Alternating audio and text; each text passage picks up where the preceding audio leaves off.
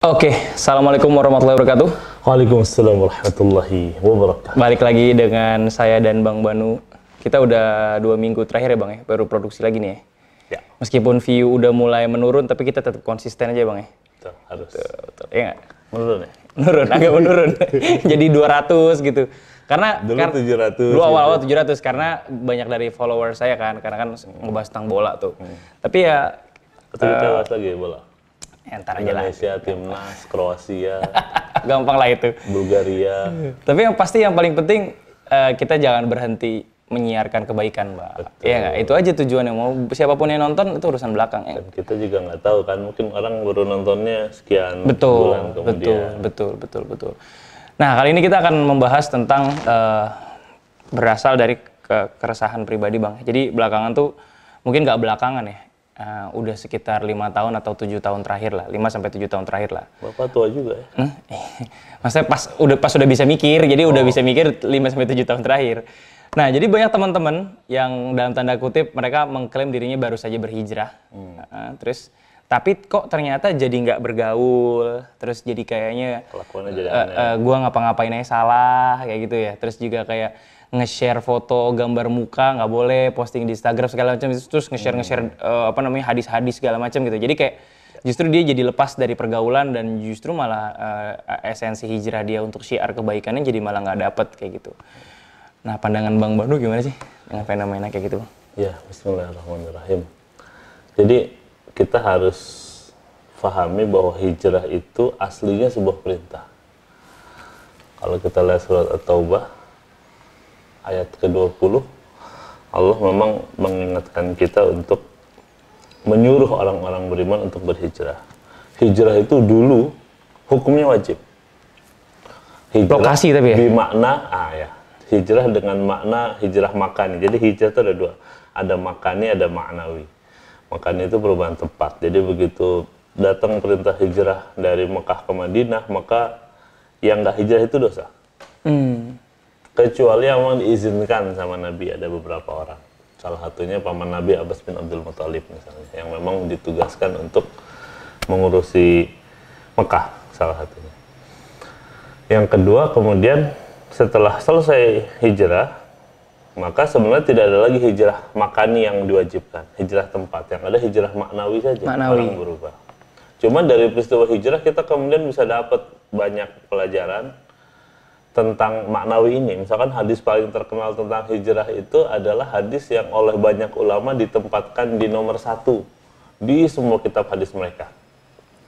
Hadis yang bunyinya innamal a'malu binniyat wa innamal likulli imri'in ma nawa. Itu kan hadis tentang hijrah lewat Umar bin Khattab itu.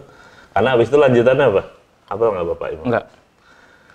Innamal a'malu binniyat wa innamal likulli imri'in ma nawa faman kana hijratuhu ila Allah wa rasulih fa hijratuhu ila Allah wa rasulih. Faman kanat hijratuhu lid-dunya yusibuha aw imra'atin yankihuha fa hijratuhu ila ma hajara ilaih. Jadi semua amal itu tergantung pada niat. Jadi barang siapa yang hijrah karena Allah dan Rasulnya, maka dia dapat Allah dan Rasulnya, dapat rahmat, kebaikan, keberkahan, kemuliaan. Tapi kalau hijrah karena lid-dunya yusibuha aw imra'atin yankihuha fa hijratuhu ila ma hajara ilaih. Karena dunia atau karena perempuan yang ingin dinikahi. Jadi dulu ada cowok Mekah suka sama cewek Mekah namanya Ummu Qais. Nah, Ummu Qaisnya ini masuk Islam, hijrah ke Madinah. Nah, dia ikutan hijrah buat ngejar si perempuan itu. Jadi itu salah satu hadis itu. Makanya penting kalau menurut saya buat teman-teman yang sedang berproses hijrah atau yang sudah hijrah atau yang sedang ingin hijrah, dalam konteks hijrah yang kadang-kadang jadi drastis ya, terutama anak cewek jadi pakai jilbab misalkan dan seterusnya, kan jadi perubahan tampilan itu signifikan. Maka yang pertama harus dicek niatnya. Karena hadis niat itu pangkalnya di situ. Kita niatnya apa? Niatnya satu, pastikan karena Allah dan Rasulnya. Kita tahu bahwa Allah akan memberikan kebaikan yang banyak kepada kita ketika kita memilih jalan kebenaran. Kita tahu bahwa ini jalan yang Nabi sudah arahkan dan kita ikuti. Satu itu. Yang kedua, setelah niatnya oke, pastikan bahwa perubahan yang terjadi pada diri kita memang sesuai dengan arahan Allah dan Rasulnya. Makanya di sini pentingnya Perubahan ya? Ya. Perubahan itu ya? Di sini pentingnya wawasan. Oke. Di sini pentingnya yang disebut dengan mutsaqafun 'alal fikr. Maka penting orang tuh bacaannya banyak, ngajinya banyak, perspektifnya lengkap, sehingga perubahan-perubahan itu akan membawa kebaikan, karena aslinya hijrah itu membawa kebaikan. Aslinya hijrah itu menghadirkan sebuah tatanan kehidupan yang lebih baik. Makanya kita lihat suasana setelah Madinah dengan sebelum Madinah. Di fase Madinah ini kan turun banyak ayat tentang syariat. Hasilnya apa? Suasana Jazirah Arab yang jauh lebih damai. Dulu orang berantem gara-gara waris misalkan. Begitu turun aturan waris, Selesai. dulu orang berantem karena suka mabok-mabokan, suka judi. Nah, orang dengan keimanan yang sudah baik, turun ayat larangan mabok, judi, dan segala macam, innamal khamru wal maisiru, dan seterusnya itu, rijsun min amali syaitan fajtanibuh, maka suasananya jadi baik. Jadi memang harus dipastikan perubahan itu memang perubahan yang memberikan kebaikan. Perubahan yang memastikan bahwa berkahnya perubahan itu dirasakan oleh orang-orang terdekat kita minimal. Orang-orang yang kemudian secara objektif bisa melihat kebaikan kita itu membuat kita jadi pribadi yang lebih menyenangkan. Itu poin yang penting kalau menurut saya. Oke. Dan memang hijrah itu butuh strategi. Makanya kita juga harus memahami medan. Lihat ya, perjalanan Nabi hijrah itu kan seru ya.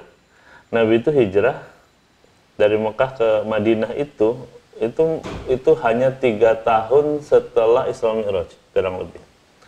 Jadi logika saya misalnya, kan kalau Nabi minta privilege nih, naik buruk kan cepet juga, nggak pakai repot-repot ya nggak sih? Jalan 12 hari lewat, harus ngumpet ke Gua Sur dulu, misalnya gitu kan, harus jalan, dan jalan hijrah itu kan beda banget dengan jalan yang umum yang ada di Google Map pada waktu itu. Belum ada sih Google Map ya. Yang ada di rute normal saat ini pada waktu itu. pada waktu itu. Oke. Makanya Nabi waktu itu butuh penunjuk jalan nama Abdullah bin Nuraikid yang dia tahu topografi, tahu medan dan segala macam sehingga bisa nyari jalan yang tidak sama. Karena Nabi tahu dikejar. Jadi Nabi satu memilih tidak meminta privilege ke Allah karena ingin mengajarkan kepada kita bahwa hijrah itu bicara tentang 2 hal. 1, strategi. 2, pertolongan Allah. Jadi ini poin ketiga, AB ini, 1 kita bicara tentang bahwa perubahan itu mesti ada strateginya. Mana yang kemudian akan baik. Nabi sengaja misalkan kalau teman-teman yang pernah ke Mekah misalnya, ke Gua Sur, atau lihat peta lah ya. Mekah, Madinah itu utara gitu ya, ke atas kalau dipetakan. Nabi dari Mekah turun dulu ke Gua Sur. 3 hari di situ, apa tujuannya? Untuk memastikan yang ngejar itu udah capek, karena tahu bakal dikejar. Dan Nabi kemudian punya informan, anak Abu Bakar, Abdullah bin Abu Bakar. Nabi milih teman perjalanan yang sangat setia namanya Abu Bakar. Nabi kemudian meminta Asma, anaknya Abu Bakar, untuk mengirimkan makanan sekaligus nanti ngirim informasi dari Abdullah. Nanti jejaknya Asma dihapus oleh gerombolan. Kalau kambing tuh apa? Rombongan. Gerombolan bener. Gerombolan kambing. Iya, yang digembalakan oleh Amir bin Fuhairah, budaknya Abu Bakar.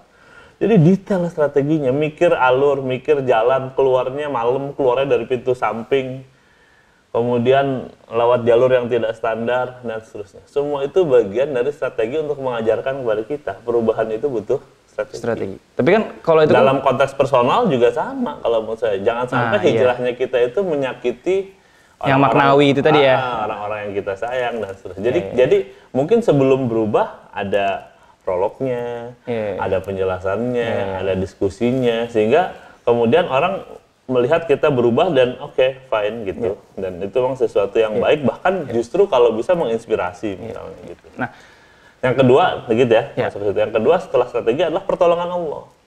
Yang harus diminta oleh orang yang hijrah adalah istiqomah. Dan itu nggak bisa istiqomah itu kecuali kita ditolong sama Allah. Makanya buat orang yang dinyinyirin dan yang menyinyiri orang hijrah juga sama. Harus sama-sama, ya Allah, mudah-mudahan dikasih hidayah ke saya gitu. Supaya apa? Supaya jangan sampai yang hijrah merasa paling benar, yang lain salah gitu. Oh, kamu tuh ahli neraka, serem banget gitu ya. Kamu tuh apa?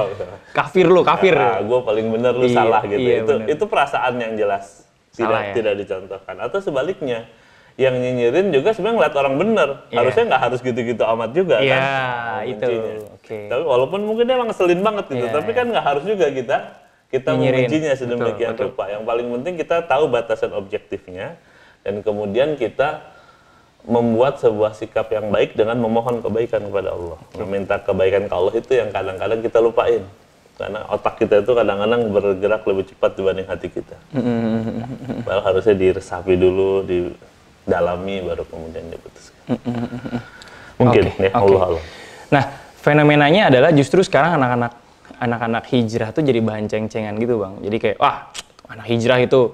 Dan kalau orang ceng-cengan di mana? Ceng-cengan tuh maksudnya di obrolan, di medsos, di tongkrongan lah, ibaratnya gitu ya. Meskipun kita nggak boleh nongkrong gitu, tapi kayak di medsos lah. Ya ini sebelum Covid ya. Ya, jadi kayak dia mah lagi hijrah, ntar juga ini gitu. Terus tapi belakangan saya pelajari, memang flow-nya gitu, Bang. Jadi kalau orang baru banget hijrah, itu udah kayak levelnya udah kayak ulama lah. Maksudnya ulama aja nggak gitu-gitu banget. Maksudnya kayak lebih tinggi dari ulama lah. Pengetahuannya seolah-olah. Baru berarti. Hah? Baru. Soalnya ulama udah lama gitu. Nah, jadi kayak semua orang salah. Ngapain aja salah. Ini salah, itu salah. Dia paling benar, segala macam. Nah, pada saat diperingati pun, dia bilang dengan hadis gini, Bang, bahwa Islam itu hadir dalam keadaan asing. Jadi nanti di akhir zaman, saya juga dalam keadaan asing. Jadi dia terasing nggak apa-apa. Nah, tapi saya juga akhirnya membaca bahwa sebenarnya ini orang-orang amatir nih. Maksudnya orang-orang hijrah yang masih amatiran, yang masih belum banget sebenarnya ngaji lama lah apa segala macam. Dan gimana cara kita nih sebagai saya nih ya katakanlah ya saya nggak ekstrim banget lah dalam beragama gitu ya. Cuma maksud saya gimana caranya orang-orang kayak kita lah yang menghadapi teman-teman yang lagi dalam fase perubahan seperti itu. Kayak gitu, Bang. Atau mungkin Bapak salah temen. Bisa jadi. Sehingga bareng teman-teman yang ngomongin orang-orang bisa yang jadi, hijrah, tapi gitu. Teman-teman saya juga banyak yang tipenya hijrah gitu, sehingga yang ngomongin yang hijrah itu ngomongin yang nggak hijrah juga. Sama tipe, emang mereka saling ngomongin, saya di tengah-tengah doang, kan saya paling benar. Mereka aja yang salah. Bener juga. Makanya saya ingat hadis Nabi ya. Coba. Ada hadis Nabi bagus banget. Ini keluar konteks sedikit ya. Kata Nabi di antara satu, kan Nabi bilang ada di hari kiamat tuh ada 7 golongan yang dapat naungan pada hari nggak ada naungan kecuali dengan Allah. Salah satunya adalah orang yang tumbuh besar dalam ketaatan. Tumbuh besar dalam ketaatan. Jadi emang hijrah itu sebelum lahir kira-kira begitu. Jadi dia udah soleh, baik. Jadi anak-anak soleh, remaja baik. Lurus aja gitu hidupnya. Gitu. Nah, itu orang-orang emang spesial banget ya. Saya banget. Iya, kelihatan. Doa ibunya gitu, nama imam itu pasti niatnya gitu. Parah. Imam siapa namanya? Jangan deh, Mas, namanya keberatan. Kita bahas yang lain deh. Ya, kembali ke tadi ya. Jadi kalau perspektif saya nih ya, kadang-kadang yang terjadi dalam kehidupan seseorang yang berubah, memang kesannya apa ya? Sesuatu yang revolusioner itu kesannya keren. Ya nggak sih? Revolusioner. Gitu. Kesannya keren. Tapi sebenarnya nggak juga. Justru kalau menurut saya memang perubahan yang paling baik itu memang perubahan yang memang bermula. Jadi kalau bicara tahapan hijrah, maka pertama yang mesti suci itu pertama akidah. Maka Nabi menguatkan akidah itu 13 tahun di Mekah sebelum kemudian hijrah. Meyakini Allah sebagai Rabb, menjaga kedekatan dengan Allah. Kita ngeliat langit ingatnya Allah, lihat tumbuhan ingatnya Allah, lihat anak ingatnya Allah. Rasa kita ke Allahnya, kuwatusillah billah, ikatan kita dengan Allah itu kuat. Gitu ya, rasa dekat dengan Allah itu ada di hati kita. Itu hijrah tahap 1 kalau menurut saya. Sebelum nanti masuk ke hijrah yang tahapan berikutnya sambil terus melakukan perbaikan yang lain. Makanya orang hijrah kuat dulu akidahnya, kemudian begitu hijrah baru masuk syariah, aturan-aturan yang begitu tentang sholat, tentang puasa, tentang hijab, tentang khamar. Jadi dia sebenarnya beriringan, paralel, tapi memang mulainya harus dikuatkan dulu akidahnya. Makanya kalau saya kebetulan ada pengalaman lah ya, ngajakin beberapa orang, bukan ngajak ya, menjadi saksi atau diskusi sampai kemudian seseorang itu masuk Islam. Ada beberapa mahasiswa, ada teman gitu, teman olahraga dulu. Terus ada mahasiswa datang ngobrol, itu lama, ada yang 2 tahun, ada sampai 4 tahun tuh ngobrol. Begitu udah mantap masuk Islam, alhamdulillah semuanya happy. Ada juga yang yang sempat selek sama ibunya, tapi kemudian ibunya juga paham atas keteguhan dan pilihan dirinya. Nah, pangkalnya kalau menurut saya satu tadi, memang yang berubah itu keyakinannya dulu. Keyakinannya dulu ya? Jadi memang ruhnya itu udah kuat. Berarti urusan hati ya? Benar nggak, Bang? Hati dan ilmu sih otak. Iya. Karena untuk mengenal Allah kan perlu ilmu. Fa'lam annahu la ilaha illallah. Beres di situ baru kemudian bicara tentang perubahan gaya, sikap, dan seterusnya. Berarti kadang-kadang pelan-pelan juga berubah itu sesuatu yang penting ya. Apa gradual gitu ya. Yang paling penting adalah misalkan saya ingat banget ada cewek nih. Dia masuk Islam, terus bilang, "Bang, saya kayak agak susah pakai jilbab di masa-masa kayak begini, ibu saya segala macam." Saya bilang di tahap ini yang paling penting kamu yakin pakai jilbab itu wajib. Kalau kamu belum sanggup atau nggak nyaman beda ceritanya. Tapi mungkin pakai baju panjang, mulai nutup, pelan-pelan aja berubah sehingga nggak drastis. Yang kedua sambil terus yakinkan mamahnya dan seterusnya. Alhamdulillah sekarang udah baik-baik saja. Gitu. Dan memang kadang-kadang yang terlalu ekstrim ini juga dalam satu sisi kalau nggak ada yang bimbing bahaya. Saya punya kenalan gitu, begitu berubah, balik waktu berubah, Masya Allah. Baliknya cepat banget. Ini saya bilang kenapa ya? Begitu saya tanya, begitu saya teliti, wah fondasinya memang belum kuat. Akidahnya itu tadi ya? Fondasinya belum kokoh, dia udah bangun gedung 9 lantai gitu roboh. Kan. Nah, jadi begitu roboh malah kadang-kadang jadi sentimen negatif buat orang yang nyinyirin. Betul. Tuh kan, Cepet gitu. Tapi begitu kokoh nih bangunannya, pelan-pelan dia berubah gitu. Yang penting dia tahu gitu. Kadang-kadang lucu gitu, cowok baru masuk Islam. Bang, saya belum berani sunat gitu. Konyol ya sebenarnya. Tapi itu benar, itu kejadian ada. Ya udah siap-siap aja nanti. Disiapkan hatinya. Itu kan sederhana tapi itu benar. Oke. Siap. Atau hal-hal yang lainnya. Jadi poinnya syariat itu harus pertama, karena kalau orang udah punya keyakinan, orang udah punya akidah, dia yakin dulu. Misalkan orang tahu pakai jilbab itu wajib. Disunat itu perintah agama. Itu dulu, jangan nolak dulu. Karena nggak nolak itu berarti akidahnya udah benar. Makanya beda dosanya antara orang misalkan Ramadan nih, satu nggak puasa gara-gara emang nggak mau puasa, emang nakal aja gitu ya. Sama yang dia yakin enggak itu nggak wajib kok. Yang kedua ini lebih dalam nerakanya kira-kira begitu. Lebih dalam. Karena dia menolak ya. Iya, menolak ketetapan bukan karena nakal Allah. ya. Kalau ini kan nanti tobat selesai gitu. Kalau ini repot. Iya benar. Gitu. Dapat akidah itu kuncinya. Dapat poinnya. Yakin dulu sama Allah. Semua perintah Allah itu pasti baik. Semua larangan itu pasti memang Allah ingin kita terpelihara dari itu. Termasuk sholat lah ya. Kalau misalkan belum sholat, tapi bukan karena ini mah nggak diperintahin sama Allah gitu. Oke. Nah, terus mungkin videonya juga udah durasinya sudah cukup lama. Udah habis.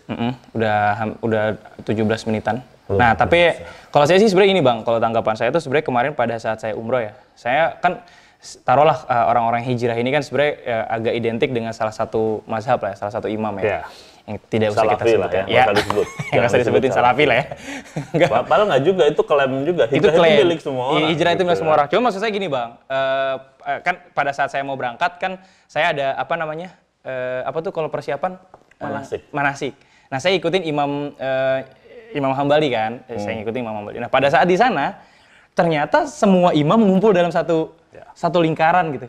Dan semua, saya yakin ibadahnya insya Allah akan diterima sama Allah. Maksud saya akhirnya, di tempat paling suci di dunia aja gitu ya, untuk umat Islam.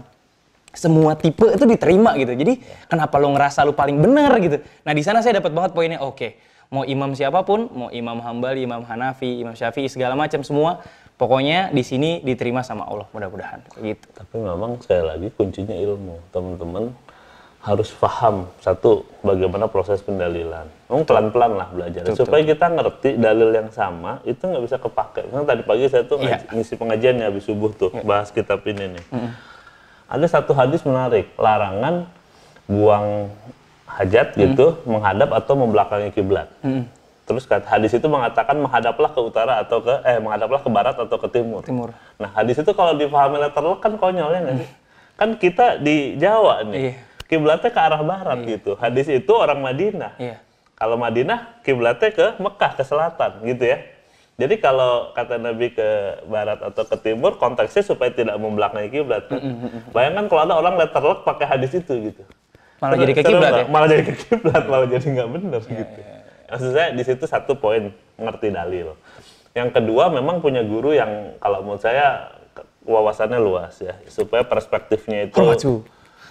Ya saya masih belajar juga. Maksudnya supaya kita memahami orang berbeda, bahwa masing-masing juga punya dalil dan memang bisa didiskusikan baik-baik gitu. Karena kadang-kadang yang beda itu interpretasinya. Yang ketiga, fahamilah bahwa ulama itu juga punya solusi atas perbedaan-perbedaan itu. Gitu. Siap. Ya, cakep. Oke, itu aja.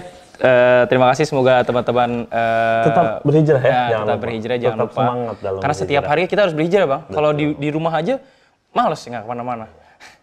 Kecuali lagi WFH ya. WFH-nya berhijrahnya di sosial media atau di pekerjaan. Oke, terima kasih. Jangan lupa subscribe. Jangan lupa kalau ada pertanyaan boleh tulis di kolom komentar.